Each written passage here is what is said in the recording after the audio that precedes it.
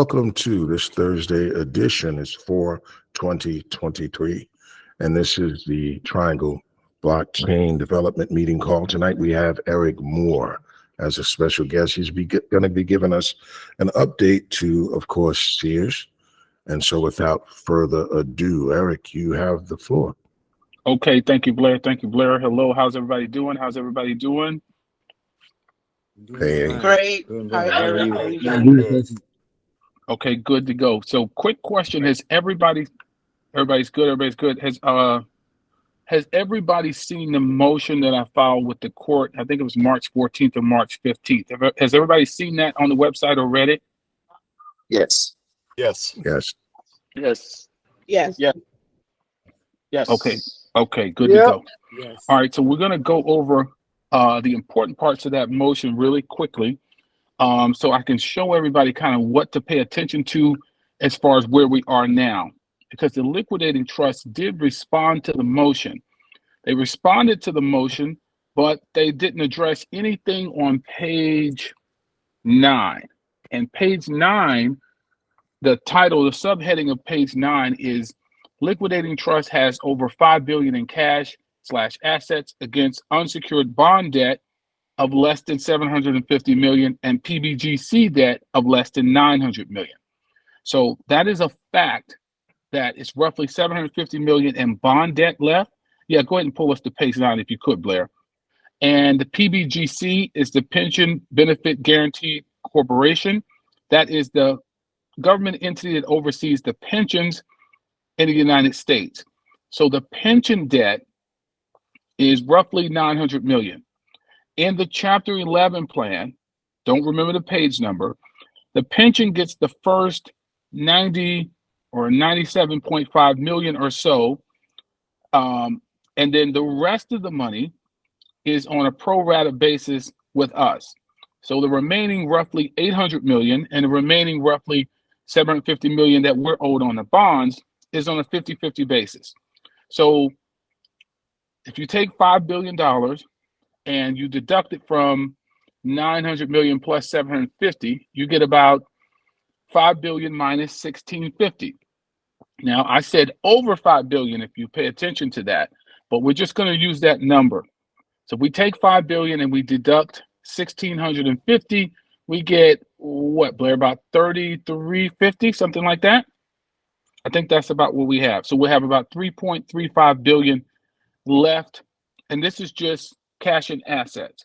So the liquidating trust said that they never said they didn't have this much cash. They said that they haven't made payments to the PBGC to equal the amount of the secured debt that they're owed. So there's a secured debt of roughly 97 million that goes to them first, and then we go 50-50 on everything else that's left. So the remaining claim again for the pension is roughly 800 million, and the remaining bonds, all the bonds we own, all the remaining bonds, whether they say Sears Holdings, whether they say Sears Roebuck, whether they say Sears PIK debt, PIK, all of that is roughly $750 million in total. So if you take 5 billion and deduct it from 1.65 until you get about 3.35 billion in surplus. So what I've been trying to explain, which is somewhat difficult sometimes, is the only thing that matters with an investment is the math. There isn't the opinion of a person online or opinion of a person in the comment section has nothing to do with the math of an investment. Investing, especially value investing, which is what I do, it is not difficult from a mathematical perspective. What is difficult is listening to people online and allowing them to get your focus off of the math. And in this case, it's a legal case and a mathematical case, right? But when it's all said and done with any company, whether they're in bankruptcy, whether they've exited bankruptcy, whether they're not in bankruptcy, it's assets minus liabilities, which in the stock market is called book value. And with a person, it's called net worth. So the book value of a company is assets minus liabilities. If there are a whole lot of assets left after you pay your liabilities, the surplus goes to the shareholders. But bondholders and other creditors have priority over shareholders. So bondholders get paid in priority before shareholders. So if $1 billion is left at a company and there's $900 million left, if $1 billion is left at a company and there's 1.1 billion in debt, the bondholders would get paid and there would only be $100 million left for the shareholders if the bondholders were there. So I got a lot of texts and emails over the last few months, and I didn't realize that people did not know that's what's called the absolute priority rule, right? So an absolute priority rule in bankruptcy means that lower tier creditors don't get paid before higher tier creditors. So it's the same thing with a mortgage. If you have a mortgage and Bank of America has a first lien on the mortgage, and you have a second lien and a third lien, the second and the third position in the mortgage do not get paid or get any money until the first position has been paid in full plus interest. That's exactly how bankruptcy works. So what Eddie Lampert did, that even some of the lawyers working the case are unaware of, even though it's documented, is Eddie Lampert was in the first position for debt. If you look at paragraph number 29, and I'm going to read you from the motion, and everything that I'm reading you is documented in the court record. So if you're reading something online and they're showing you one paragraph or one clause in a contract or one sentence, you have to ignore it. You have to ignore it because it's roughly 11,000 documents in this case. So I could literally point to different lines and different paragraphs in various documents and not give you the context or not give you the complete view, and you would think that your stock was canceled or wiped out or what they call extinguished, which means it's completely wiped out. So you have to be very careful that you're following the facts and you're operating from a foundation of facts, because if you start with a lie, you're going to continue to believe what's happening. If you're spending a lot of time online, with the exception of laughing at some of the stuff that's being said, you're wasting your time, because the facts that are laid out in this motion were not denied by anybody in the Sears case. Nobody.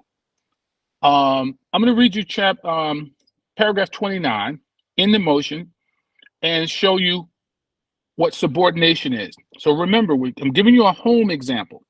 Eddie Lampert is the first position in the mortgage. Bondholders are second. Unsecured shareholders are third.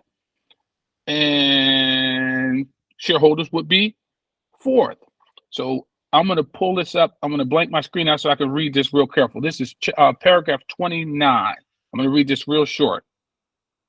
Okay, paragraph 29 says, the first source of recovery for general unsecured creditors, including bondholders, is the subordination of the $2 billion in senior debt owned by ESL and the contribution of the same, of which 1.3 billion was credit bid, according to a declaration filed by Kunal Kamlani. This subordination creates a recovery for unsecured creditors. So this is $2 billion in senior secured debt. I want to make sure I'm clear with everybody on what that is. When a debt is secured, it's the equivalent of a home worth $2 billion or a building worth $2 billion. So Lampert not allegedly, let's just assume he sold. Well, let me just tell you what the collateral was. The collateral was some of the real estate and a lot of the inventory. That $2 billion in inventory and real estate was sold and liquidated to cash. And in this particular declaration, which is a sworn affidavit to the court, the current head of the liquidating trust said that is what would create a recovery for the unsecured creditors. And if you go to footnote 18, it's document 2356, page 6 at 13. And I said, see also document 892, page 20. Now, if we take this $2 billion and we put us in front, because remember, guys, this debt was subordinated. So Eddie Lampert was 95% of the debt. There is nobody else to pay. So because this $2 billion was subordinated and recontributed to us, and if you read this particular page, you'll see it, we're literally next in line for that $2 billion. That $2 billion was recontributed to us. It was used to recapitalize the company. And then if you read the rest of the paragraphs, it shows you the other money. And I'm going to read you the other paragraph because we went over this a lot of times. I'm going to read paragraph 30 really quickly. Paragraph 30 says, the second source of recovery for general unsecured creditors, including unsecured bondholders, that's us guys, is the $3.9 billion in previously unencumbered assets securing the junior dip loan of $350 million. Of these assets, at least $1 billion was obtained from the sale of Innovel Solutions to Costco. So we went over that already over and over. So there was a loan against $3.9 billion in assets that belonged to Sears. The loan was only $350 million. The loan has already been paid off. So the difference between $350 million and $3.9 billion does not just go to Eddie Lampert, because Eddie Lampert was not the only shareholder. We are 50-50 with him. He owned roughly 50% of the stock, and we own roughly the other 50. So you cannot take $3.9 billion in collateral, secure it with a loan of $350 million, and get wiped out. I want to make sure I'm clear, because I noticed that I've literally went over that particular point probably 15 or 20 different times in almost in every video. But I want to make sure that with this call and with this video, that everybody is focused on the math. Is there anybody here that believes that $350 million is more than $3.9 billion? I doubt it. So if you go through the motion, you look at the footnotes, you'll see the judge confirming the value of the collateral owned by Sears that was unencumbered, and the loan we got was only $350 million. I'm going to give you another home example. You get a house worth $5 million. You own it free and clear. You borrow $350,000 on a mortgage. You pay off the mortgage to Bank of America. The equity in the home is yours. It's really no more complicated than that. If you focus on the math and not what's being said online and not what's documented, you'll be okay. I know it's very challenging for most people to do that, but there's nobody online since you've been involved with this investment, since Blair, Triangle Blockchain Group, since Mills Moore, since some of the bigger holders, there's nobody that has put any math online to refute what's in the court record. These are not Eric's numbers. These are not numbers Eric came up with. These are not numbers that came off the top of my head.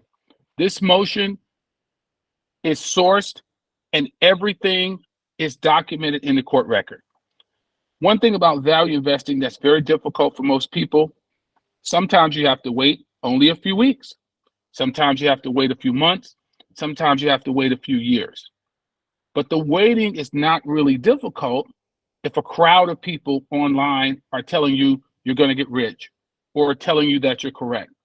But the high levels of value investing require that you stay focused on the math.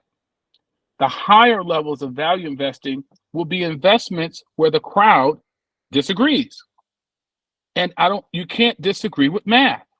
3.9 billion minus 350 million is the same whether you agree with me or not. 3.9 billion minus 350 million is the same regardless of who online says it's different.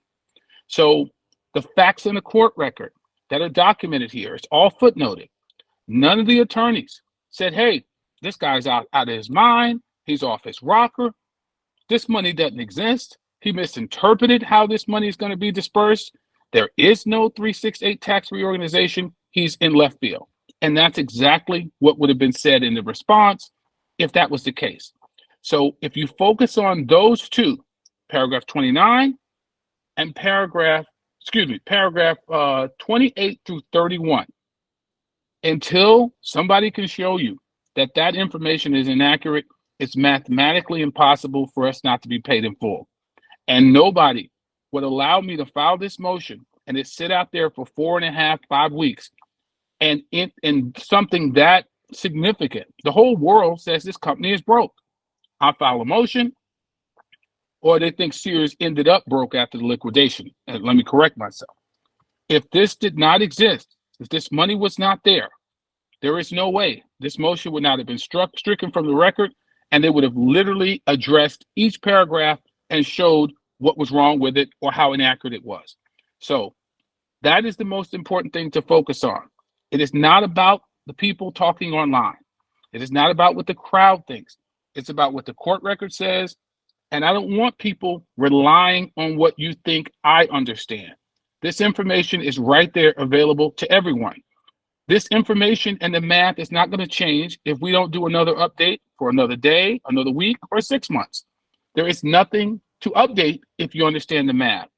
So what we're working towards is finding out the time frame, because at this point we don't have a time frame for the payout or for a payout announcement.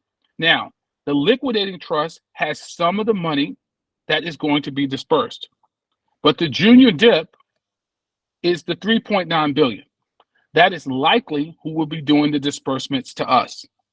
And the subordination of this $2 billion was done partially by the second lien bond agent or the second lien facility agent. That particular agent, they have an account called that one, or the junior dip. The account is called the unencumbered proceeds account. It's blocked out and is sealed on the court record, but it's an account at Bank of America. So the unencumbered proceeds that were sold, like the $1 billion from Innovel, goes into that account, and we get paid out in a priority. The priority of our payout is document 892, page 20. And we are first because Eddie Lampert put himself behind us. So instead of being in the first position to get paid, Eddie Lampert put us first and himself last. So this money here equals more than $5 billion. The debt owed to the bondholders, less than 750.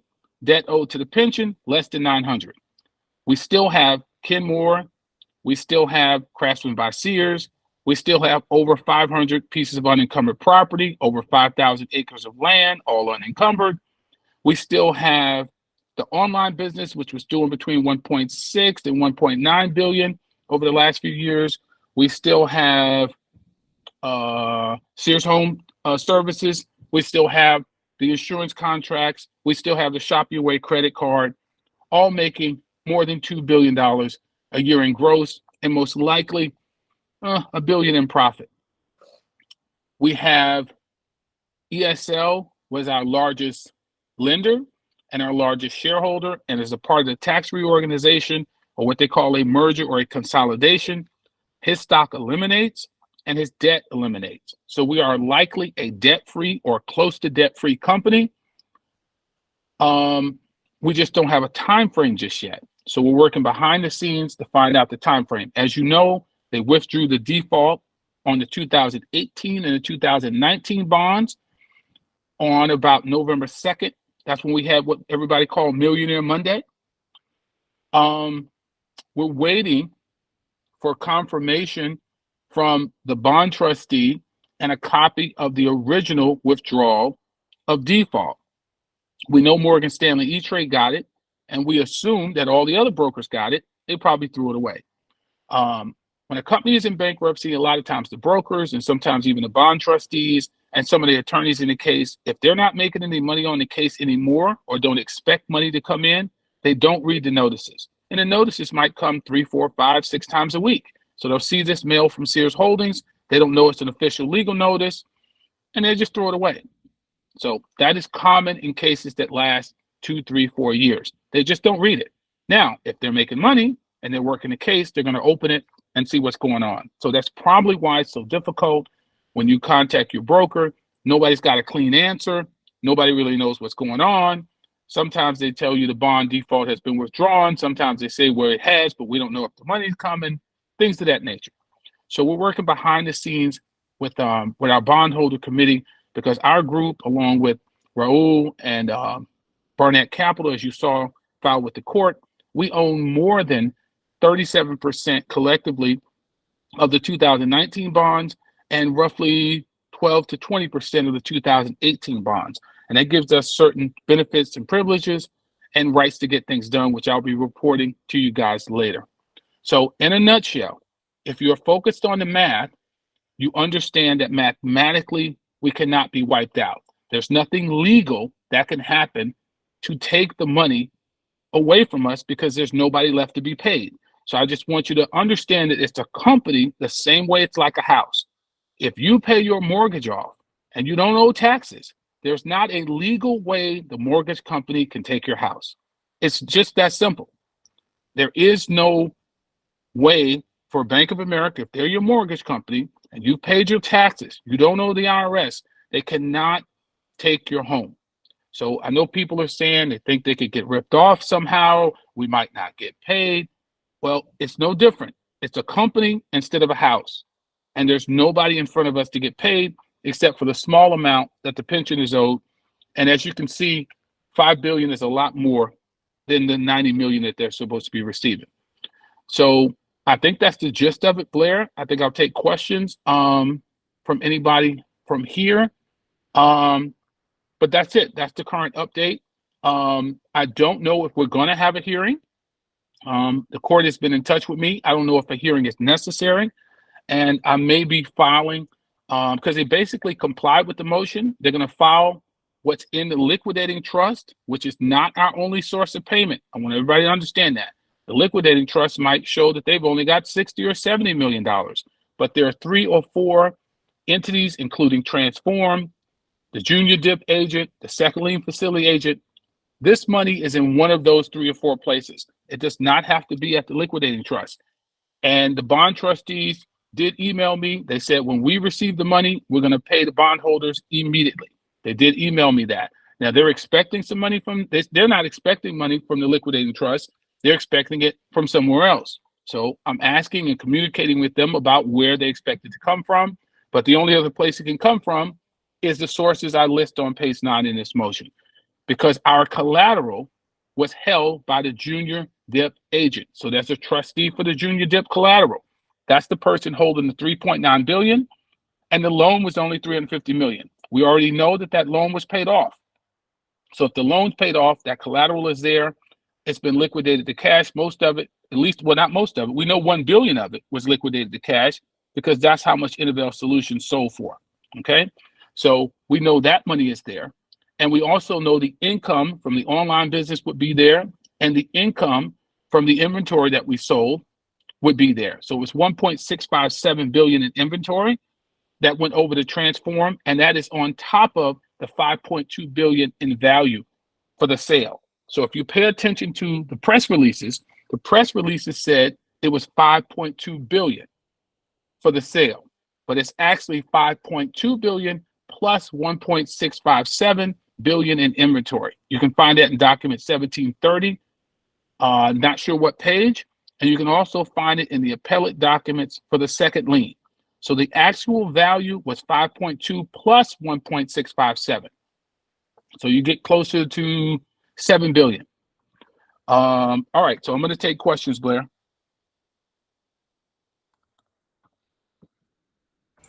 You want me to pause it and then start it again like we did before?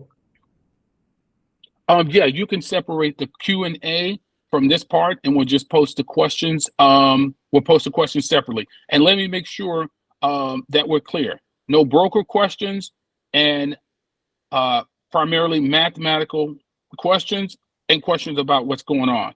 But nothing that you can call your broker about, or nothing you should call your broker about. Let me say this very quickly. I did get calls from some people, texts from some people, emails, which are fine. And people were asking me extremely basic questions like, if I buy a bond, or if I buy bonds today, does that dilute how much we get paid? So if you don't know exactly what a bond is, it's easy. You go to YouTube and say, what is a bond? and you watch 5, 6, 8, 9, 10 videos on it. What is a stock? What is the absolute priority rule in bankruptcy? You have to do at least the basic research. If you want to have outsized returns, most investments, 99% of value investments are not complicated like Sears. But if you allow people online to tell you whether or not something is in the court record and you won't check yourself, or you're waiting on a crowd or a consensus, you won't be able to make any money. Because the consensus, by the time it's a consensus, the opportunity is going to be gone. So the basics of what a bond is, what a maturity date is, what does it mean for the default to be withdrawn on a bond? You have to research this information. You have to know what the absolute priority rule is. If you don't know what this is, you'll think that I'm crazy when I say it's mathematically impossible to be wiped out. The same way it's impossible for the first lien on a mortgage of $100,000 on a $5 million house not to be paid when you sell the house for $5 million. If it was $1 million mortgage on a $5 million house that's sold for $5 million, it's impossible for the mortgage company to lose their money because the loan is only $1 million and the house sold for $5 million. And we're not talking about something that's going to happen. This stuff has already been sold. We've closed 95% of our stores. The inventory has already been sold. Innovel Solutions was sold for $1 billion. Dinehart was sold for $200 million. Because Eddie Lampert put us in the first position, with the exception of that 97 or so million to the pension, it's no way, quote, for him to rip us off. He's not the person who rips people off, but there's no way mathematical for it to happen because we're literally first mortgage on a property that is worth many multiples more than the loan. If you take 350 million and you borrow 3.9 billion, it's 10 times the value of the collateral, more than 10 times. And that's roughly how the loans went. It was roughly 10 times. So it's impossible. We only owed 350 million. We had 3.9 billion in assets, plus the assets were earning money because that included the land and it included the income from the remaining assets, including the online business, which was profitable and is very profitable today. So there are no more losing stores whatsoever. So anyway, we can go to the Q&A, Blair, unless you wanted to put something more on this part of the call.